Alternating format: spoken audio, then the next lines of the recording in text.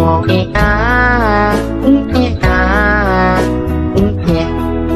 been a really, really messed up week. Some days torture, some days better. La la la, la la la. Tunggu hari Kamis.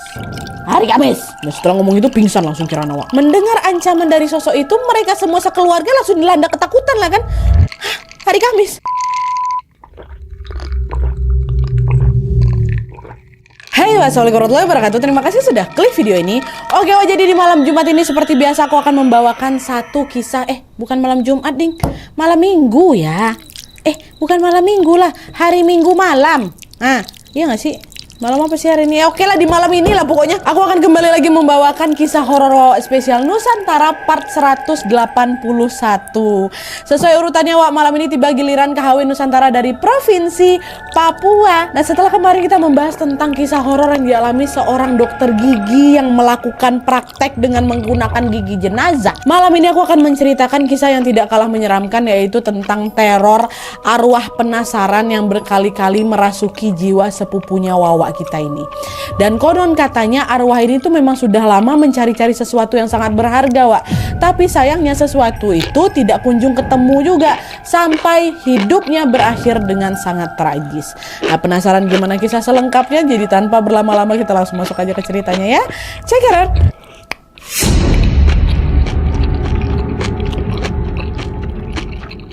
Oke, jadi kisah yang akan aku sampaikan malam ini dikirim sama Wak kita yang bernama Ani dari Provinsi Papua, tepatnya dari Jayapura. Halo Ani. Halo juga nih Jayapura. Hai. Nah, jadi Wak kisah horor yang dialami sama Ani ini terjadi ketika dia tinggal di rumah tantenya yang berada di kota Jayapura.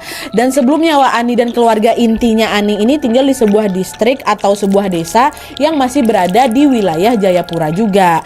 Tapi pada saat itu Ani bersama kakak kandung perempuannya yang bernama Tia minta izin sama orang tuanya supaya mereka ini diperbolehkan buat pindah sekolah di pusat kotanya Jayapura. Pada saat itu mereka ini memang berencana untuk pindah sekolah demi bisa mendapatkan fasilitas belajar yang jauh lebih baik dibanding di desa mereka, Wak.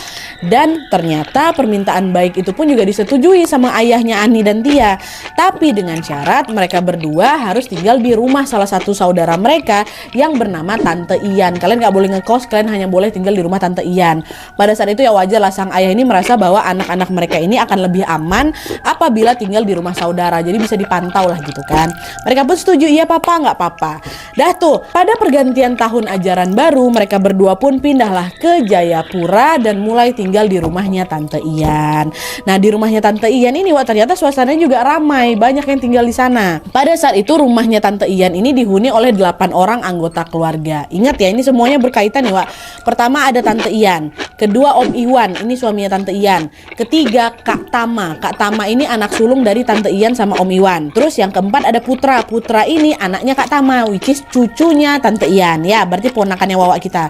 Terus ada namanya Kak Ulan. Kak Ulan ini adiknya Kak Tama, anak bungsunya Tante Ian. Terus ada lagi Kirana. Kirana ini sepupunya Ani yang berasal dari Manokwari, kuliahnya di Jayapura. Ya. Nah, terus Ani sama Tia. Jadi ada 8 orang, 5 keluarga inti, 3 para persepupuan Kirana, Ani sama Tia. Oke. Awal-awal tinggal di sana Ani dan kakaknya merasa sangat bahagia karena selain tinggal beramai-ramai sama keluarga besar, rumah Tante Ian sendiri juga sangat dekat dengan sebuah laut lepas gitu, Wak.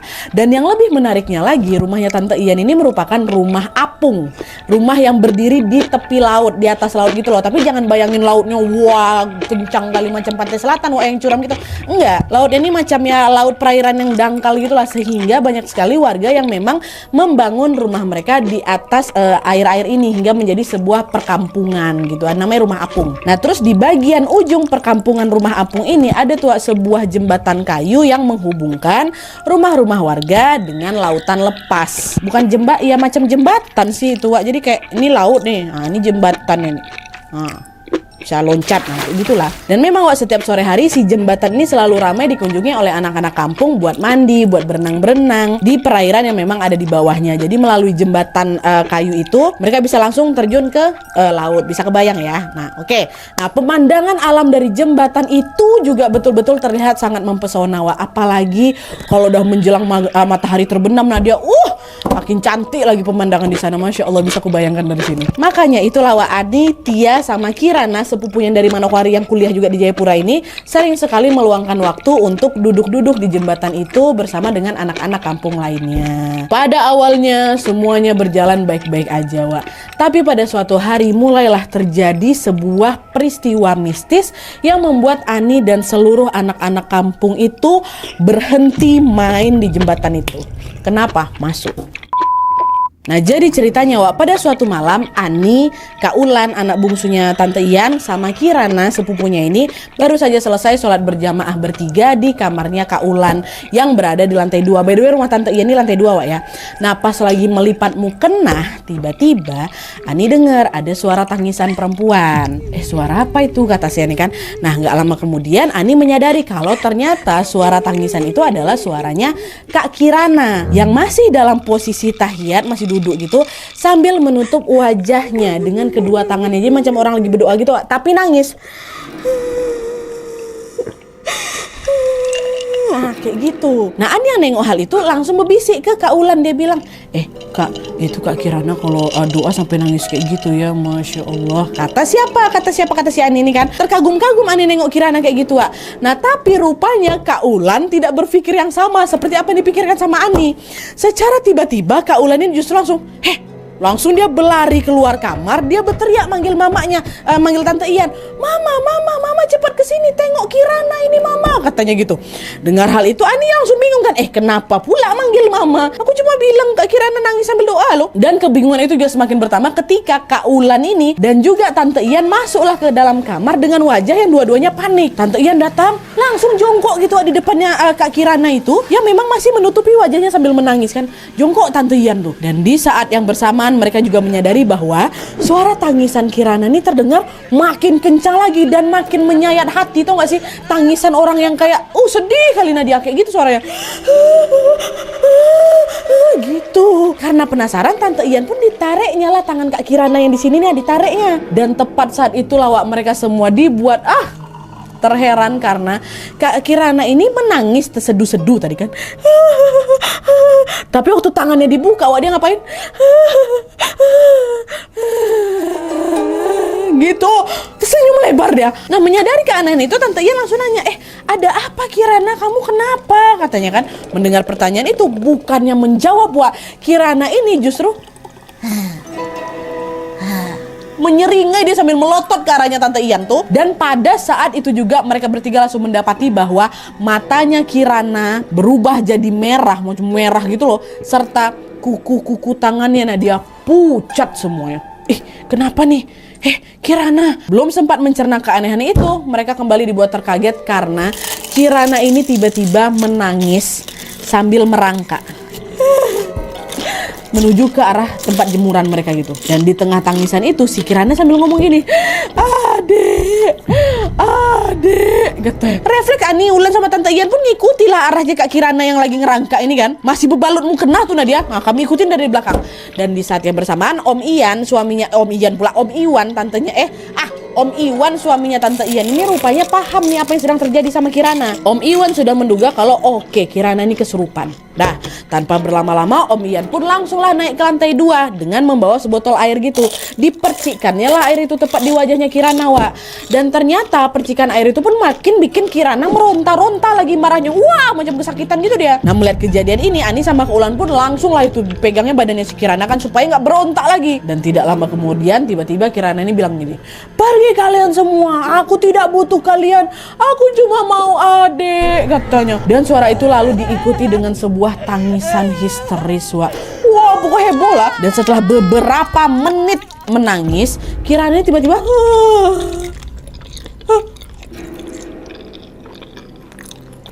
dia diam 1000 bahasa. Nah, waktu itu kami semua mikir dia udah sadar nih, dia udah gak kerasukan lagi. Tapi ternyata dugaan itu salah. Karena sedetik kemudian Kirana ini tiba-tiba melotot lagi sampai bola matanya nih Nadia betul-betul. Kalian bisa bayangin gak sih bola mata yang betul-betul kayak hampir mau keluar. Jadi gak cuma gini aja, macam udah mau keluar. Kayak gitulah pokoknya kata si Ani ini, Wak. Melihat kejadian mengerikan itu, Tante Ian pun langsung ditutupin ya mata Kirana ini pakai mukena yang dipakai kan. Wah, ditutup. Astagfirullah, Kirana sadar nak sadar. Adek siapa yang kau cari itu? Waktu itu mereka semua memang belum paham siapa adek yang dimaksud sama Kirana ini kan, Wak. Istighfar Kirana, istighfar. Semua sepupunya juga bilang kayak itu. Nah, di tengah kekeosan kejadian malam itu, Kak Tama, nah ini Kak Tama, anak sulungnya Tante Ian yang punya anak itu, tiba-tiba muncullah di antara kekeosan ini sambil bawa Putra, anaknya umur 3 tahun tuh kan. Dan ketika melihat tubuh kecilnya Putra, Kirana pun berteriak jauh lebih kencang lagi. Itu matanya lagi ditutup tuh Nadia. Tapi dia macam tahu Kirana nih, Putra nih datang. Ade, ikut tante yuk katanya. Terus dilambai-lambaikannya pula tuh Nadia tangannya ke arah si Putra, bangun dia kan macam ngegendong si Putra. Nah disitulah mereka semua yang di sana langsung menyadari bahwa arwah yang merasuki tubuhnya Kirana ini ternyata sedang mengincar Putra, ponakannya si Ani nih, cucunya Tante Ian kan. Melihat kejadian itu Putra masih kecil kali itu yang ketakutan, dia nangis, dia dipeluk mamanya juga nih, dibenamkannya mukanya ke pelukan mamanya kan. Kak Tama juga menyadari kalau anaknya ini diincar nih, buru-buru dia langsung pergi meninggalkan ruangan itu kan. Wah, udah turun lagi dia. Kirana yang nengok si Putra dibawa lari ikut teriak juga, "Adek, jangan takut, ini aku, jangan takut ya," katanya. Di saat yang bersamaan Om Iwan langsung gerak cepat, wah bukan lagi diperciknya air itu, dimasukkannya air yang dalam botol tuh ke dalam mulutnya Kirana, memang lagi terbuka lebar kan. Dan perlakuan secara tiba-tiba itu pun langsung bikin arwah yang merasuki tubuh Kirana ini makin marah lagi. "Kurang ajar kamu ya, saya ini Rani," kata, "ingat, saya ini Rani, saya benci kamu dan teman-teman kamu yang selalu ribut di rumah saya. Bodoh kalian, tidak tahu malu kalian," kata. Aku mau adek, kata. Nah, mendapati kondisi Kirana yang semakin tidak terkendali ini, Om Iwan pun akhirnya bilang, "Ya sudah, kita panggil Pak Ustadz aja nak. Kayak kita nggak bisa nih nyadarin Kirana tanpa bantuan Ustadz," gitu kan kata Om Iwan. Dah lah tuh. Di sana mereka semua pun menunggu kedatangan Ustadz. Kan udah ditelepon Ustadznya. Pada saat itu juga mereka semua diliputi ribuan pertanyaan seputar arwah yang merasuki Kirana. Dan tersebut namanya, siapa Rani ini? Kenapa dia tiba-tiba masuk ke jiwanya Kirana ya kan, Wak? Pas lagi disibukkan dengan mencerna kejanggalan itu, akhirnya Pak Ustadz datanglah ini ke rumah mereka. Dan di sana Pak Ustadz langsung meruqyah Kirana dan alhamdulillahnya berhasil Wak ngusir arwah Rani yang ada di dalam tubuhnya Kirana. Tapi sebelum terusir, sosok ini tuh sempat ketawa keras nih. "Kamu boleh aja mengusir saya hari ini, tapi saya akan kembali dengan membawa teman-teman saya. Tunggu hari Kamis. Hari Kamis," kata. "Tunggu hari Kamis," kata. Nah setelah ngomong itu pingsan langsung Kirana, Wak. Di sisi lain ya, mendengar ancaman dari sosok itu, mereka semua sekeluarga langsung dilanda ketakutan lah kan. Hari Kamis. Tante Ian bilang, "Hari ini hari Selasa, 2 hari lagi hari Kamis nih. Ya udah, hari Kamis besok kita panggil aja tetangga-tetangga ya. Kita adakan pengajian hari Kamis besok supaya Kirana ini nggak kenapa-napa," kata Tante Ian kan. "Iya Ma, iya Tante, ya kami setuju semuanya. Ayah juga takut," kata Om Iwan. Pokoknya yang ada di rumah itu langsung menyetujui rencana pengajian hari Kamis. Hari Kamis demi menjaga keselamatan si Kirana. Nah, hari berganti hari hingga 2 hari kemudian masuklah nih kan, Wak. Hari Kamis yang ditunggu-tunggu ini pun tiba. Dan sesuai rencana pengajian pun digelar di rumahnya Tante Ian dengan dihadiri oleh hampir seluruh warga desa kan, Wak, warga kampungnya tuh. Nah, pengajian itu pun berlangsung sejak ba'da Isya sampai pukul 9 malam. Dan setelah acara selesai, alhamdulillahnya di hari Kamis itu nggak terjadi apa-apa, Wak. Nggak datang hantu Rani nih. Kirana masih dalam keadaan yang biasa-biasa saja dan tidak mengalami kejanggalan apapun. Semuanya, nggak cuma Kirana aja. Nah di sini Ani sama keluarga besar udah mulai tenang nih. Oh iyalah, mereka udah nggak ketakutan lagi. Gertak aja tuh untuk kemarin, alhamdulillah nggak datang kau gitu kan. Tapi sayangnya hal itu tidak berlangsung lama.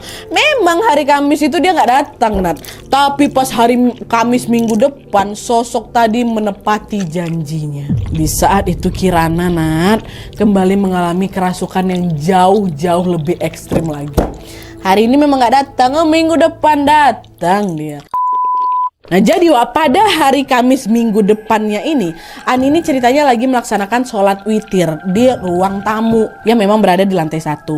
Nah pas lagi fokus-fokusnya doa, nah tiba-tiba aku menyadari bahwa Kak Kirana ini tiba-tiba muncul di ruang tamu. Padahal sama sekali gak ada aku dengar suara langkahnya Kak Kirana dari lantai atas waktu nurunin tangga, gak ada. Nah belum sempat memahami keanehan itu, tidak lama kemudian terdengar lagi nih suara yang mengindikasikan bahwa Kirana ini lagi buka gagang pintu depan. Cekrek-krek, aku lagi doa nih. Krek-krek-krek, dan terdengar nih dia melangkah ke arah luar. Waktu itu Ani juga mendengar dengan jelas bahwa Kirana ini bergumam kecil sambil berkata apa? Putra, putra, putra, Putra gitu. Dan tepat di saat itulah Ani pun langsung menyadari bahwa woi ada yang nggak beres ini. Jangan-jangan kesurupan lagi nih. Hari apa nih? Hari Kamis. Dengan cepat Ani langsung menyelesaikan doanya dan langsung menoleh ke arah pintu di mana si Kirana tadi keluar, Wak. Udah nggak ada Kirana tapi pintunya terbuka. Ani langsung beranjak dari duduknya dan melihat kemana Kirana pergi. Dan tepat pada saat itulah Ani akhirnya menyadari bahwa Kirana sudah pergi dengan menggendong Putra. Makin panik lagi lah sini. Mau dibawa kemana itu? Mau kemana kamu Kirana? Gitu kan. Nah langsunglah dikejar sama si Anin kan. Dan ternyata Kirana ini berjalan menuju kemana, Wak? Arah jembatan tuh, jembatan yang bisa langsung terjun ke laut. Ke situ tempat mereka main-main kemarin tuh, ke sana dia. Dan untungnya di saat yang bersamaan Kak Ulan ternyata juga menyadari keanehan itu. Dia langsung manggil Tante Ian, mama katanya. Itu Kirana kerasukan lagi. Dan Kak Ulan juga bilang, oi Ani kau ikutin Kirana sekarang. Aku panggil mamaku dulu nih. Dah tuh dengan sekuat tenaga Ani pun berlari kencang mengejar Kirana, Wak. Tapi ya disinilah pas lagi fokus-fokusnya mengejar Ani ini justru mengalami sebuah keanehan yang sangat-sangat tidak masuk akal. Nadia, wah ini epic sih bagian ini. Di mana, Wak, Ani yang sedang berlari kencang untuk menyusul Kirana tuh akhirnya menyadari kalau posisi Kirana ini kok justru makin tampak menjauh padahal aku kejar, Nadia. Dengan kata lain apa, Wak? Sedari aku berlari itu aku cuma berlari di tempat ternyata. Astagfirullahaladzim. Gimana nih? Kenapa aku berputar-putar di sini terus? Dan sesaat kemudian terdengar Om Iwan teriak dari belakang, Ani, syahadat Ani, baca syahadat. Ani langsung tersadar pun mulailah baca syahadat kan, asyhadu an la ilaha illallah wa asyhadu anna Muhammadar Rasulullah. Dan kalian tahu ini epicnya, Wak. Secara tiba-tiba waktu udah selesai bersyahadat itu, Ani ini sudah berada di belakang punggungnya Kirana yang pada saat itu mau menceburkan tubuhnya ke laut. Jadi posisi Kirana ini udah di ujung jembatan. Padahal tadi Ani ini posisinya di mana? Dia masih ngerasa kalau dia masih berada di depan rumah Tante Ian. Dia cuma berlari di tempat aja kan. Setelah dia syahadat, Masya Allah, wallahualam, langsung dia ada tepat di belakangnya Kirana. Tuh, udah sampai dekat ujung jembatan aku, Nat. Meskipun terheran-heran di situ, udah nggak sempat berpikir lagi lah aku di sana, Nat. Langsung ku tahan badannya Kirana, langsung aku bersyukur. Ya Allah, dikit aja aku telat dia bisa kehilangan putra kami sama Kirana juga. Dengan cepat Ani pun langsung memegang pundak Kirana seolah-olah menahan dia untuk terjun ke laut itu. Dan tidak lama kemudian Om Iwan sama Tante Ian pun langsung menyusul lah itu di belakang mereka. Dengan cepat Tante Ian langsung merebut putra dari gendongan Kirana. Dan setelah putra berada dalam gendongannya, Tante Ian pun langsung berlari sekencang mungkin kembali ke dalam rumah. Langsung dibawa si putra. Nah, mendapati anak kecil incarannya gagal dibawa, arwah yang merasuki tubuhnya Kirana ini langsung juga berlari ngejar Tante Ian, dikejar ya. Kembalikan adek, itu adekku, katanya gitu kan. Tante Ian berlari aja masuk rumah, dikunci ya pintu depan. Kirana di luar, yang lain ini macam si Ani, Om Iwan, Ulan tuh ada di luar juga ngawasin Kirana kan. Nah, menyadari dirinya gagal masuk ke dalam rumah, Wak, Kirana langsung teriak lah, marah-marah, dia bentur-benturkannya kepala ke tembok tuh, Nat. Mana adek kata. Dan kau tahu dia berapa lama kayak gitu, Nadia? Kata Ani, setengah jam kayak gitu terus dia setengah jam. Bangun, mana adek kayak gitu. Dan setelah itu tiba-tiba mendadak diam dia. Dah dia duduklah, Wak, di kursi teras rumah itu sambil memeluk kedua kakinya. Jadi macam anak kecil yang lagi ngambek tuh. Diam gitu. Dan sesekali Kirana juga tampak sedang memainkan rambutnya dengan tatapan kosong gitu kan. Dibiarin aja sama mereka, kami tengokin aja, Nat. Nah, di sisi lain Tante Ian yang tadinya ada di dalam rumah penasaran juga, Wah ini nggak ada lagi nih suara Kirana, jangan udah nggak kenapa-napa nih kan. Keluarlah si Tante Ian.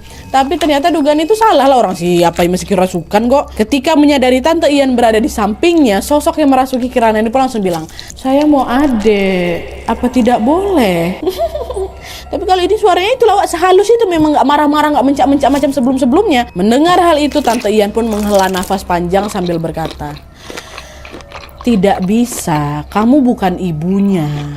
Lagi pula kamu tidak berada di dunia yang sama dengan kami. Dengar itu berubah langsung ekspresi si sosok ini, langsung bilang, jelek, diam kamu, jelek kamu, kata. Oh kau ya dibaik-baikin kayak gini ucapan kau, baliklah ke sana, nggak ada tempat kau di sini, usahin aja kau, kata Tante Ian juga digasnya balik lah, nggak mau saya mau adek, katanya, nggak ada cerita adik-adik apa kau. Dan nggak lama kemudian Tante Ian pun langsung meminta Ani, Tia, kakaknya Ani dan juga Ulan yang memang dari tadi berada di luar rumah untuk mengaji bersama-sama sambil menunggu kedatangan Pak Ustadz. Jadi ternyata Tante Ian juga ada telepon Pak Ustadz nih, Pak. Dah tuh mereka pun mengaji, dimulai dengan Al-Fatihah dan tanpa mereka duga sosok itu juga ikut-ikutan baca Al-Fatihah juga, Wak. A'udzubillahiminasyaitonirrajim. Bismillahirrahmanirrahim. Dan yang lebih mengejutkan lagi, nah, dia sosok pelafalan tajwidnya si sosok ini lebih bagus pula dibanding kami bertiga tuh. Fasih. Terkejutlah orang-orang ini, Wak. Kok bisa? Bukannya dia ini jin ya, kata mereka kan. Dijawab, Wak, sama Kirana. Kaget ya? Saya juga bisa kok, kata. Jadi sosok arwah ini seolah-olah mendengar apa yang sedang ada dalam pikiran mereka, Wak. Padahal Ani sama keluarga pada saat itu nggak ngomong, mereka ngebatin gitu loh. Dan setelah satu bacaan Al-Fatihah selesai, akhirnya terdengarlah itu suara seseorang mengucapkan salam yang tidak lain tidak bukan itu adalah Pak Ustadz. Assalamualaikum, kata Pak Ustadz. Tapi waktu itu Pak Ustadz ini ternyata nggak datang sendiri, Wak. Dia datang dengan ditemani seorang pria paruh baya yang sangat asing sekali bagi keluarga Ani dan juga keluarga besarnya itu. Siapa bapak nih? Dan yang lebih mengejutkan lagi, Wak, bapak-bapak ini langsung digenggamnya tangan Kirana. Ya, aduh, di sini agak sedih sih. Dia bilang kayak gini, sudah ya, jangan datang ke sini lagi. Kasihan mereka semua takut. Kalau kamu masih tidak tenang, Bapak akan terus berdoa lagi. Ya, Rani, ya, Bapak minta maaf karena Bapak masih belum bisa menemukan jasad kamu. Kata bapak-bapak nih, ih kok merinding mau nangis aku, Wak, ya. Sedih. Dengar ucapan bapak itu langsung terkejut lah kami semua, Nat. Apa nih, kok bapak nih tahu nih dalam ini Rani? Dan di sisi lain juga kalian tahu, Kirana yang awalnya memang beringas sekali nih kan, mendadak justru mengangguk patuh pula digitukan sama bapak-bapak nih, Wak. Tuh kata. Dan gak lama kemudian dia ngomong lagi, adek itu adeknya Rani kan, kata. Bapaknya jawab lagi, bukan nak, adik kamu sudah tidak di sini lagi. Rani mau pergi? Iya, Rani mau pergi. Ya sudah, mau diantar atau pergi sendiri? Tanya bapak ini lagi kan. Aduh, pergi saja, diantar saja, pergi saja, diantar saja. Pergi saja, diantar saja. Itu ya, terus kata dia, Wak. Tuh ya, orang bingung, kok nih mau diantar atau mau pergi sendiri aja nih. Tapi tidak lama kemudian tubuhnya Kirana langsung jatuh pingsan, Wak. Loh, berarti udah lepas nih kan. Tapi habis itu Kirana sadar balik. Apa sadar ini, Wak, Kirana udah nangis dengan air mata yang berderai-derai kali. Tapi di sisi lain si bapak-bapak tadi justru tersenyum lega, seolah-olah dia ikhlas melepas sosok bernama Rani itu. Oh, berarti udah lepas betulan nih kan. Nah, melihat kejadian yang sangat-sangat janggal itu, Ani, Tante Ian, Om Iwan dan semua keluarga cuma bisa berpandang-pandangan aja kami satu sama lainnya dia. Di situ kami sama sekali nggak paham dengan apa yang sebenarnya terjadi. Siapa bapak nih? Siapa Rani nih? Kenapa? Adik ini kan pasti bertanya tuh, sama kayak kalian sekarang. Nah, di saat yang bersamaan juga Pak Ustadz pun memahami kegelisahan yang keluarga besar ini rasakan. Akhirnya di sana Pak Ustadz bilang, saya tahu Pak Iwan, Bu Ian dan adik-adik yang lain pasti bingung dengan semua ini. Sekarang saya akan menjelaskan siapa Rani yang merasuki Kirana tadi ya. Udahlah tuh, semuanya pun langsung menyimak nih dengan seksama apa yang mau diucapkan sama Pak Ustadz.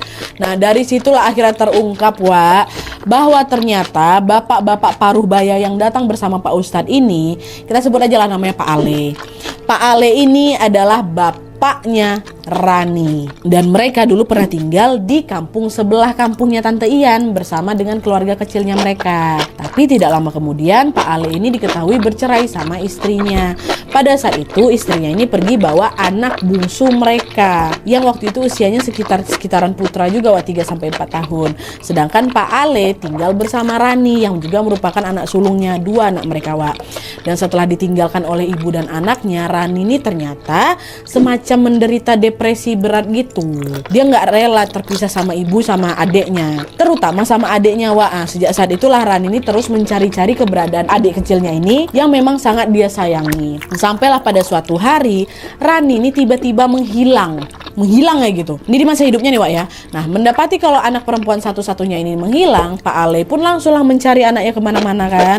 Tapi sayangnya Rani juga nggak kunjung ketemu, Wak. Dan ternyata ada nih tetangga yang bilang kalau mereka sempat melihat Rani Rani ini menenggelamkan dirinya ke dasar laut dari jembatan yang biasanya Kirana kunjungi tiap sore itu. Dari jembatan tuh ada yang nengok kayak dia nyebur ke situ. Nah sayangnya setelah dicari-cari jasad Rani ini sama sekali tidak ditemukan. Pada saat itu Pak Ale ini berpikir bahwa mungkin jasad anaknya ini sudah hanyut terbawa arus laut, atau mungkin memang Rani ini tidak bunuh diri, melainkan dia mungkin pergi ke suatu tempat dan meninggal di sana karena nggak balik-balik selama belasan tahun kemudian. Wah, itu ceritanya. Nah, setelah Pak Ustadz menjelaskan dengan panjang lebar, barulah Pak Ale di situ buka suara.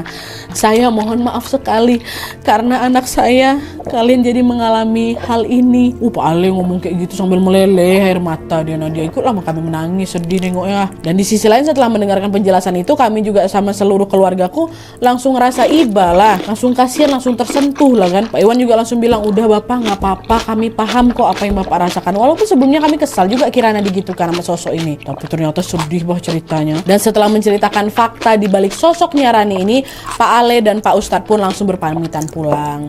Singkat cerita, beberapa minggu kemudian jembatan di ujung kampung tuh langsung dihancurin sama warga. Tapi waktu itu kami nggak tahu nih Nadia, apakah penghancuran jembatan itu ada kaitannya dengan sosok Rani yang hampir saja mencelakai Putra sama Kirana tempo hari.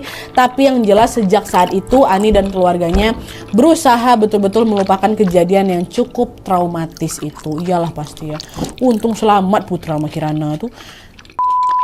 Oke Wak, jadi itu tadi kisahnya Ani dan keluarganya yang mengalami teror mistis dari sosok arwah yang mencari adiknya. Awalnya kita semua pada kasihan nengok Putra kan yang diincar sama arwah penasaran yang rese ini. Secara Putra masih kecil nggak tahu apa-apa. Tapi sisi lain sedih juga awak nengok ya kan, setelah tahu ternyata sosok yang merasuki Kirana ini menganggap Putra adalah adiknya yang selama ini dia cari-cari. Pasti sosok ini sekangen itu sama adiknya Wak ya. Bahkan sampai dia udah meninggal pun nih dia masih bergentayangan untuk mencari anak kecil yang mirip sama adiknya. Kita doakan saja semoga arwah Rani ini tenang di alam sana, dan semoga juga Ani serta keluarga besarnya selalu dalam kondisi sehat walafiat. Begitu juga dengan Pak Ale.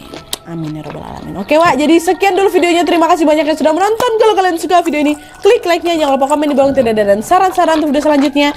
Jangan lupa nyalain notifikasinya supaya kalian tahu kalau upload video baru. And as always, jangan lupa untuk klik tombol subscribe supaya kalian sama-sama tahu informasi menarik dan menegangkan dari channel aku. See you next video Wak. Bye.